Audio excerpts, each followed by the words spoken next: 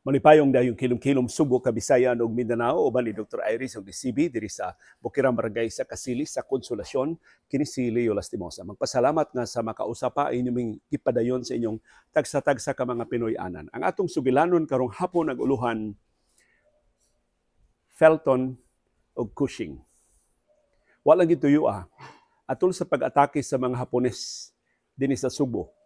Ang nibarog pagpangu sa mga Subuanon batok sa mga Hapones.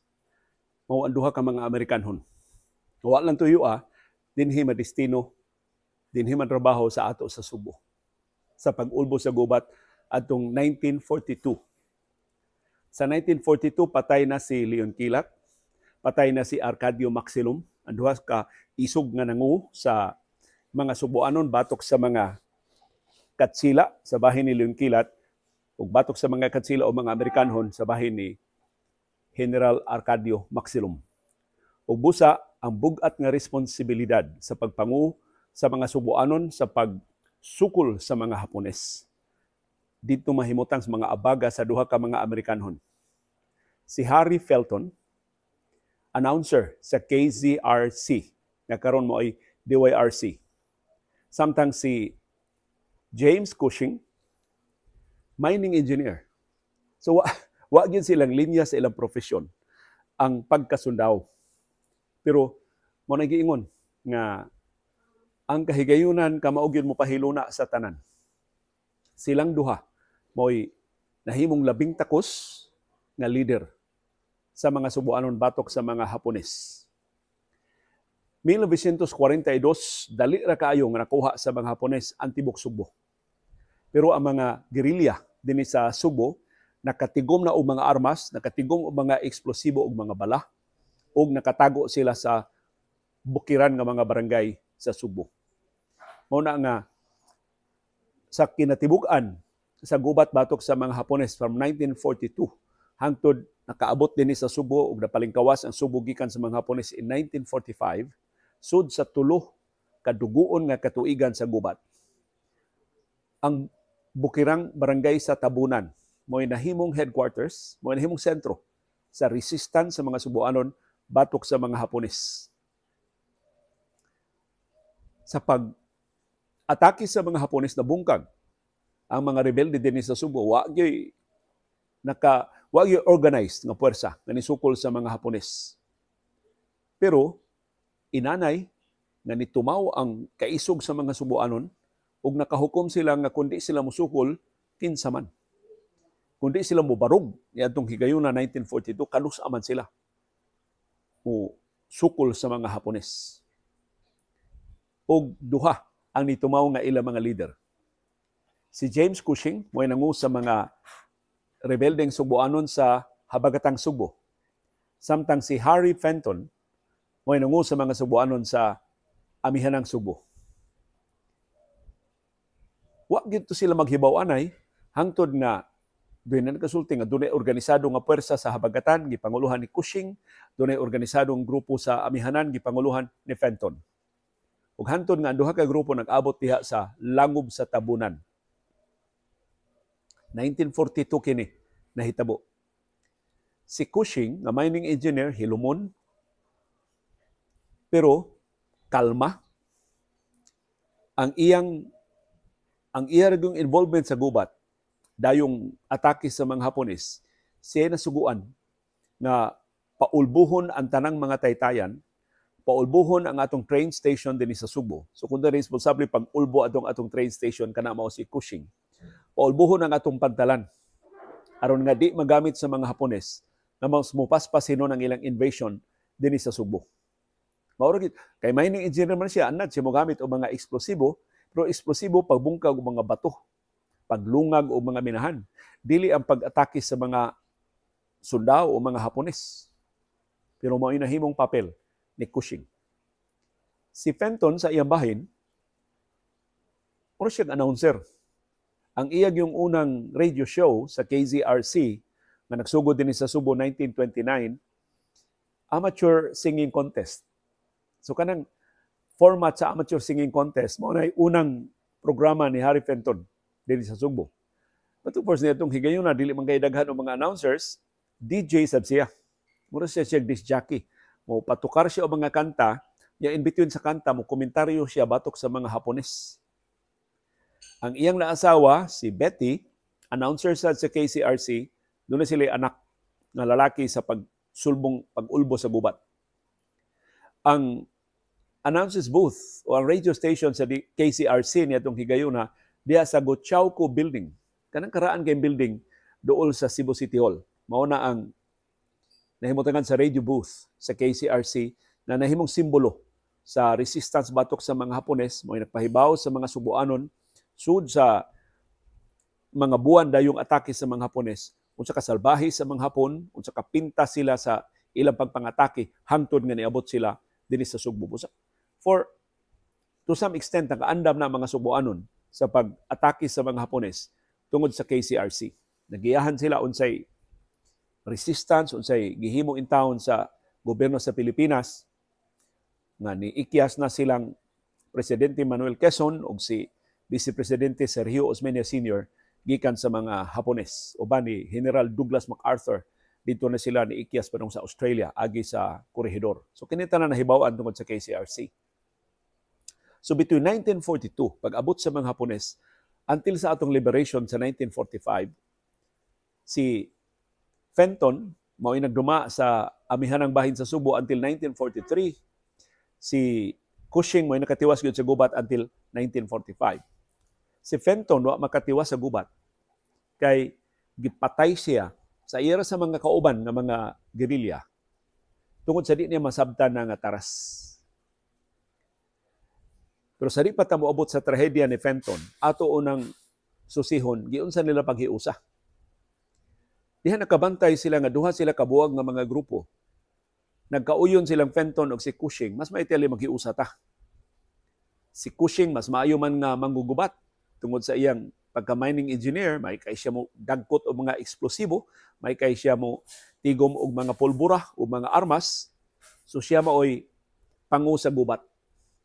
Si Fenton maoy gihimong pangu sa kampo, sa administrative nga bahin, mga resources, mga logistics, mga coordination. Si Fenton maoy nahimong pangu. So gibahin silbi og duha ka aspeto ang gubat, ang resistance sa mga Subuanon batok sa mga Hapones. So nahiusa na. Gitawag na to ang ilang grupo nga Cebu Area Command, CAC.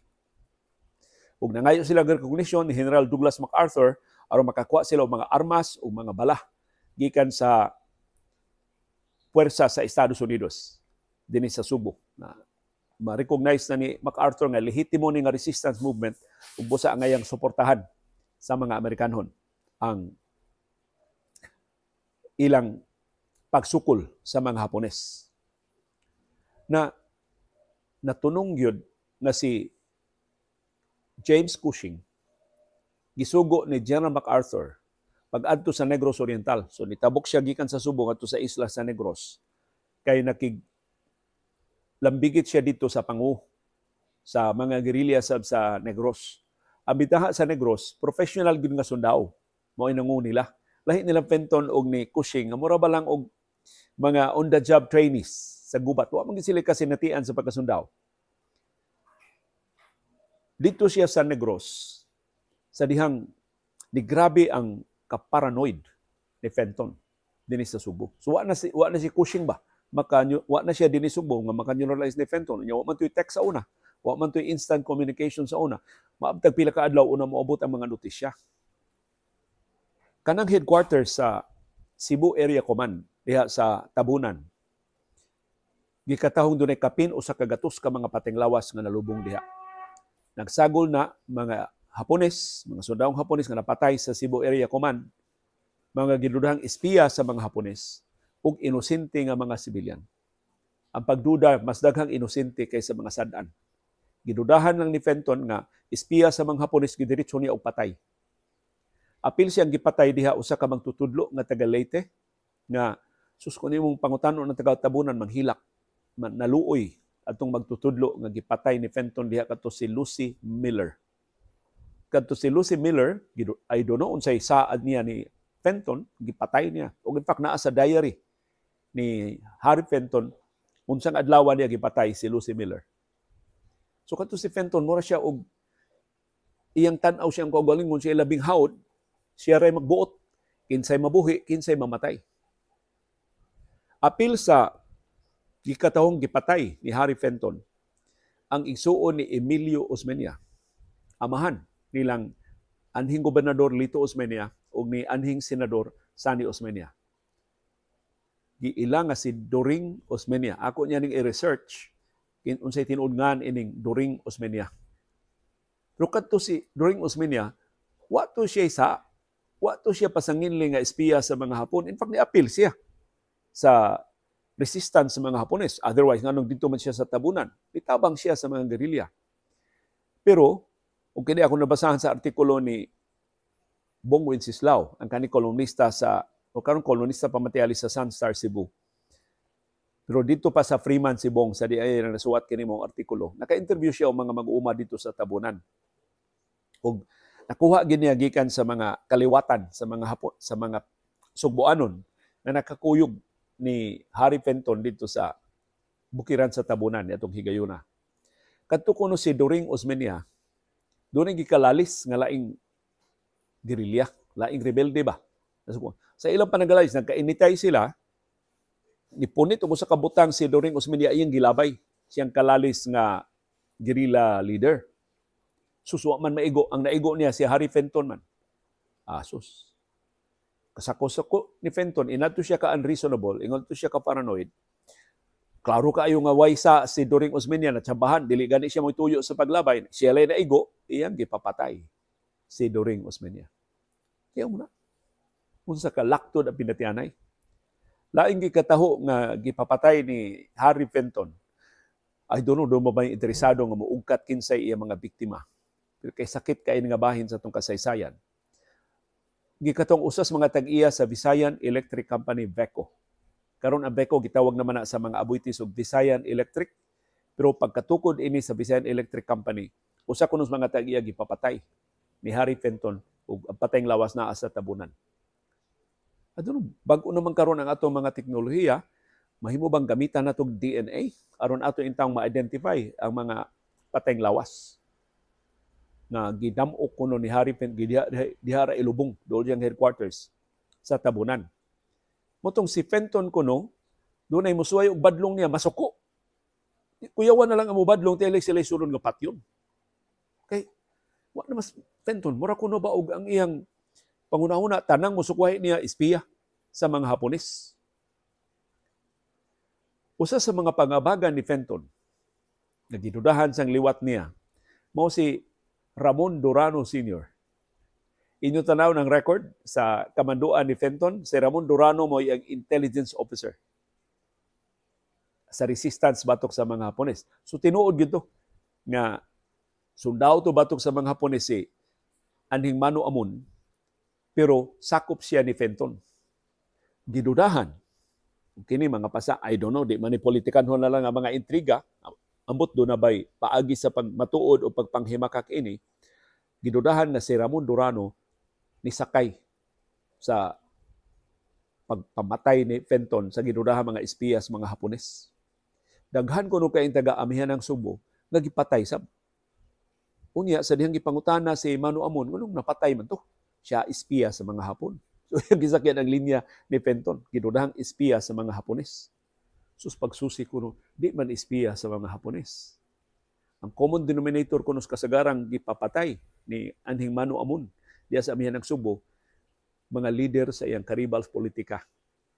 Sa wa pang gubat, motong hawa na kaayo ang iyang pamulitika diya sa amihan ng Subo pagkahuman sa gubat. Gikataho mga leader ni Celestino Rodriguez, karaang karibals politika na sama ni Mano Amon Durano, ang mga leader gipapatay. Of course, wala tayo paagi sa pag-verify anang maong mga pasangil. Daghang katuiga na ang nilabay. So, dito si Cushing sa Negros Oriental, diya nakahukom ang mga kauban ni Fenton nga di na ni mao. Di magsilbi ni atong resistance sa mga Hapones kung mao ni ang attitude sa usa sa atong mga leader na gamayng ligas patay, mahurot tagkamatay ini. So usa sa mga leader sa mga gerilyang Subuanon sib nakadesider siya may puli ni Cushing iyang gipadakop si Harry Fenton ug iyang gipapatay. Pagkahibaw ni Cushing na gipatay si Fenton, diha ra sa tabunan gipatay, sa iya ra sa mga kauban nga mga gerilya, perti niya sukuha. Kay nakadungog na day siya sa atraso ni Fenton, ug ilan ang gikasabutan katong iyang gibilin dinhi. Ayaw lang nagpatya, di sa mahilang, tanggunga, unya na nato husayon human sa gubat. Ayaw karon kay mabuak-buak ta, mabahin-bahin ta. Sus, gipatay man si Fenton. Kay ang atraso sa Rico Fenton, personal, adtong laing leader sa mga gerilya nga nipapatay niya. Kay si Fenton kuno nitandog sab sa asawa adtong maong guerrilla leader. Sumuro mag personal ang ilang panagsungi. But eventually, kadto sang nagpapatay ni Fenton, gipapatay sab ni Cushing. Kay ilang napamatud-an na konsabo sa mga Hapones. Ila sa gidudahan na konsabo sa mga Hapones. So, makasabot ka, di atong higayuna, way klaro military training, magsuyaay, mag-igihay, magsinahay, mag-intrigahay ang mga leader sa mga gerilya sa Subo. Despite anak malampuson tahan nga nisukol sa mga Hapones. Dako kay gikatabang ang grupo ni Cushing sa puwersa ni General Douglas MacArthur. Despite atong maong trial na nag-unay, nagpinatianay ang mga gerilya dinhi. So nahipos na si Harry Fenton, murang naibtag tunok ang mga gerilya dinhi sa Subo. Finally, makakonsentrate na sila sa pakig-away sa mga Hapones, dili sa pagdudahay, dili sa pag-ispiyahay sa usag-usa. Ug nilig-on ang Cebu Area Command, nga usa na lang ilang leader, si Colonel James Cushing na lang ang ilang leader. Si Cushing, pagkahuman niya adto sa Negros Oriental na sakit in town siya, so dugay kay siya nga nakahilot sa panagsungi, but eventually iya ra gyung nahapsay ug napalig-on ang Cebu Area Command. Human napatay si Fenton ug human sa to napatay ang nagpapatay niya nga leader sa mga gerilya. 1943 napatay si Fenton kapin o sa katuig human sa pag-ulipon sa mga Hapones sa mga Subuanon, sa pag-atake sa mga Hapones nga ilag yung nailog ang Subo. Sukad pagkamatay ni Fenton September 1943, naka-recover na ang Cebu Area Command hangtod ang labing madaugon nga tuig sa Cebu Area Command ang 1944. Bag-ong tuig 1944, si Cushing nagsugod na og kalig-on ang iyang puwersa. Ilang kuha ang mga kalihukan sa mga Hapones, muhatod na siya og mga kasayuran ngadto sa headquarters ni MacArthur sa Australia, so lig-o na ang linya sa komunikasyon. Si MacArthur nalipay nga napatay na si Fenton aron nga makakonsentrate na ang mga rebelde dinhi Subo batok sa mga Hapones. Usa na kaadlaw ang moral sa mga gerilya sa Subo taas na, dasig na. Klaro na ilang direksyon. Wa na'y manglawgaw nila. Wa na si Fenton. Kadawat og notisya si Cushing, si James Cushing, na dunay nadakpan nga mga Hapones. Ug ang mga Hapones gida sa mga gerilya sa habagatang Subo padung sa tabunan. So nakuryoso si Cushing, kinsa man mga Hapones nga nadakpan, mga dagko kuno mga opisyal ang nadakpan. Sus, mao na din ni kadtong duha ka eroplano sa Japan nagisakyan mismo ni Admiral Koga, ang pangu sa puwersang mga Hapones. Ug kadtong gisakyan sa laing admiral sa mga Hapones. Ang duha ka eroplano nakasugat og bagyo pag-abot nila dinhi sa Subo. Ang usa ka eroplano wa na ikita, ikatawong dito tumahagsa sa Pacific Ocean. Ang laing eroplano diha tugpas kadagatan sa may balud sa San Fernando sa habagatang Subo. Mutong nakuha, nadakpan ang mga Hapones, nakuha tong gitawag nga Koga Papers. Kung nakalimot na mo ka ng Koga Papers, mao nay dako kayo og papel sa pag-liberate sa Subo ug sa Pilipinas gikan sa mga Hapones. Kay naapil atong Koga Papers ang plano sa mga Hapones nga dili sila mo dayon og atake sa Mindanao, nga may unang nahibaw-an sa Estados Unidos. Mga atake sila sa Visayas. Ari sila sa Visayas mo atake. Kay ilang matanawan nga ang presumption gyud sa mga Amerikanhon adto sa Mindanao ang atake, so adto dito ang concentration sa mga puwersa sa mga Pilipinhon o sa Amerikanhong mga sundao. So ilang sorpresahon, ari sila mo atake sa Visayas aron dili makapangandam ang Estados Unidos. Ug tuod man, mao to nakagiya nilang General Douglas MacArthur, mao to ang landing, dili Mindanao landing, kundi Leyte landing. Tungod adtong COGA papers. So, apil atong dokumento ug ang mga Hapones gida sa mga gerilya sa habagatang Subo, mga tao biya ni sila ni Cushing. Kaya diha man siya ma-assign pagsugod gyud sa resistance batok sa mga Hapones. So ang mga tawhangad kay ni Cushing, so ilang yung gida ang mga Hapones ug ang tanang dokumento ngadto ni Cushing sa tabunan. Sus. Pagkahibaw sa mga Hapones nga dunay mga buhi nga mga sundawong na bangalan ang mga gerilya sa habagatang Subo. Ug ilang gitanggo ang mga Hapones, perting sukua sa mga Hapones, naghuwes di kutsilyo ang mga Hapones. Gipamatay ang tanang mga Subuanon nga ilang gidudahan na nagtago sa mga Hapones. Moto nga niingon ang puwersang Hapones din ni Subo, di gani i-surrender, di gani ibuhian ang mga Hapones ug i-surrender nga to nila, patyo nila ang tanang mga Subuanon nga ilang dudahan nga dunay kalambigitan sa pagtanggong sa mga Hapones. Si Cushing, nitumaw ang pagkaway military training, naguol. Na tinuod na usas iya mga bihag, usas gidagikan sa habagatang Subo, usa ka admiral. Na by the way, mao'y highest ranking Japanese officer nga narakpan dinhi sa Pilipinas sa ikaduhang gubat sa kalibutan. Ang grupo ni Cushing mo'y nakadako. Hilabihang dakuha atong garbuha. Pero si Cushing, wa may military training. Hadlok man siya, hutdon o patay ang mga sibilyan. So nipada siya mensahe nga tus mga Hapon, sige, among i-surrender. I-surrender na namo ang mga dinakpan. Ay lang patya ang mga sibilyan. Has kalipayas mga Hapones. Gisurrender ni Cushing ang mga Hapones nga ilang dinakpan, nakuha sa mga Hapones. Pati lipayas mga Hapones, admiral good ang ilang naluwas. So gipasidunggan itong mga sundawong Hapones na palingkawas sa general, sa ilang admiral dinhi sa Subo. So pagkahibaw General Douglas MacArthur, admiral sa Japanese Army, sa Imperial Army sa Japan, gibuhian ni Cushing. Ay sus, dia dayon gidemote. Gidemote ni MacArthur si Cushing. Dinhi Subo, pati sukuan General Douglas MacArthur. Nadakpan na to kadako.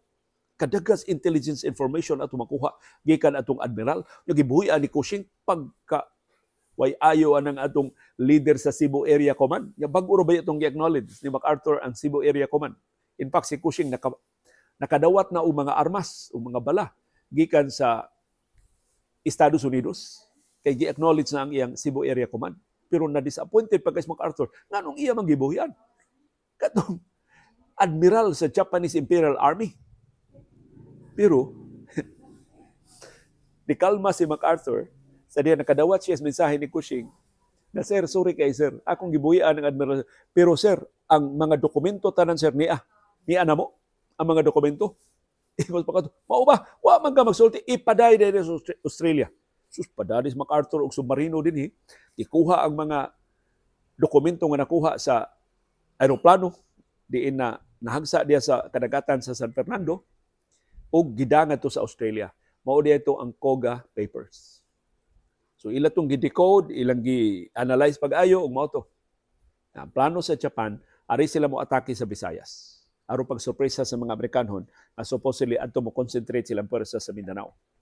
So gipasakay gihapon MacArthur ang mga Hapones, iya gihapon gipakita ang concentration of forces dito sa Mindanao, pero mas dako na ang pwersa ang giandam diri sa Visayas. Motong eventually diri sila ni-landing ang mga Amerikanhon. Pagtuman siya saad, I shall return. Diri sila motugpas kadagatan sa Leyte. Mao na ang bantugan nga Leyte landing. Umotoy sinugdanan sa liberation sa Pilipinas ug sa Subo. Pag-abot sa mga Amerikanhon in 1945, dinhi sa Subo, waray usa ka semana. Hipo sa mga Hapones tungod sa epektibo sa nilang Cushing. So hito na kay sila hain mahimutang ang mga Hapones, dali ra kay nila nagiyahan ang mga Amerikanhon, dali ra kayo nga nakalingkawas ang Subo gikan sa mga Hapones tungod sa talag saong liderato ni James Cushing. Ug tungod adtong pagkadawat ni MacArthur sa COGA papers, pati niyang lipaya, iyang gi-reinstate si Cushing, iya pa yung gi-promote. Moto ang rango ni Cushing, I think pagkahuman sa gubat, Lieutenant Colonel na si James Cushing. So nakalingkawas ang Subo gikan sa mga Hapones. Una tungod sa joint leadership sa duha ka Amerikanon, si Fenton ug si Cushing. Dihang si Fenton nagpabadlong, gipatay siya si era sa kaubang mga rebelde, si Cushing manitiwas sa trabaho. O ang iyang liderato mo gipasinunggan. I think karong bag-o gi-acknowledge gyud ang papel ni James Cushing sa iyang pagka-leader sa mga guerrilla dinhi sa Subo batok sa mga Hapones. Pero nauwahin na ang mao pasidungog. Si James Cushing pagkahuman sa gubat nang masakiton, di naman siya sa gubat palandaan li limayo ang kahimtang siyang maglawas. Yung siya trabaho. Mura bang napasagdan siya leader sa mga guerrilla, pero wa siya i-acknowledge, wa siya hatagi og pwesto, wa i-acknowledge ang iya sakripisyo. So si James Cushing itaw nangita og trabaho. Tanaw ha, unsa ka thankless ang nahiaguman sa o ang sakripisyo nila James Cushing og kaubanan. So nangita siya og trabaho. Nakadungog siya nga dunay minahan sa Palawan. So dito siya og Palawan, nangita siya dito mga investors aron nga sugdan ang mga minahan dito. Why kwarta? Why nisalig niya? Si James Cushing perti ng pobriha. Ang iya itong inadlaw na lang ang mga panginahanglan, gikan na sa kaluoy siya mga higala. Wa siya kwarta. I don't know kanusa na nadawat sa mga veterano sa ikadong gubat sa kalibutan ang ilang mga benepisyo, but definitely wa maabti si Cushing sa mga benepisyo. Namatay si Cushing na perting pobriha, iatake siya sa kasing-kasing samtang sakay og usa ka inter-island nga barko diha sa Palawan. Pagkamatay na ni Cushing, diha pa mahibaw, sus kadako day ani niyang sakripisyo. Bayani man din si kaduhang gubat sa kalibutan. So si Cushing, itaniagan untas mga Amerikano nga ilubong sa American Cemetery, pero ni nanugon des Cushing nga inikamatay niya ato siya palubong sa libingan ng mga bayani. Kay para ni Cushing, nakig-away siya uban sa mga Sugboanon, nag-away siya uban sa mga Pilipinon. Sa iyang kamatayon gusto siyang maipon sa mga nangamatay sab sa mga Pilipinon na nakig-away ni sukol sa mga Hapones sa ikaduhang gubat sa kalibutan. Sus didto pa na si Cushing gihatagan sa tanang mga pasidungog, pati naghanang mga buwak nga gisabod sa iyang lubong, pero uwahin ang tanan. Namatay na si James Cushing na wa makabatyag sa gratitude sa mga Subuanon o sa mga Pilipinon na iyang gigahinan siyang labing produktibong katuigan sa iyang kinabuhi. Hinaot, makakutlo ta, bisan pipila lang kapag tulunan, ining mubo kay nga bahin sa itong kasaysayan, sa itong resistance sa mga Hapones from 1942 to 1945.